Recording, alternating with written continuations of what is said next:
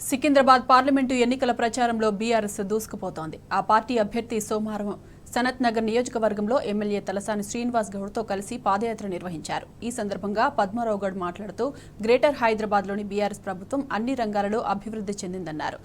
ఆ అభివృద్ధిని మరింత ముందుకు తీసుకెళ్లేందుకు బీఆర్ఎస్ను మరోసారి గెలిపించారని ఎమ్మెల్యే తలసాని కోరారు.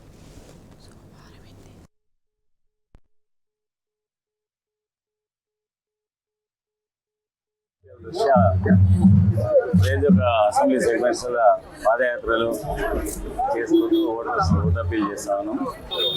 ఎక్కడికి వెళ్ళినా కానీ ప్రజాస్పందన బాగుంది.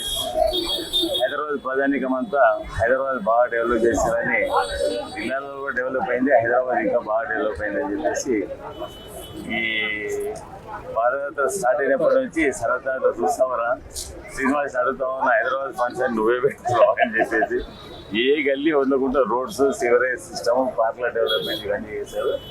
వాటి దృష్ట్యా ప్రధానికం అంతా మా ఎంబడి ఉంది. టీఆర్ఎస్ పార్టీకి ఓటు చేస్తాం, గెలిపిస్తామని చెప్తా ఉన్నాం.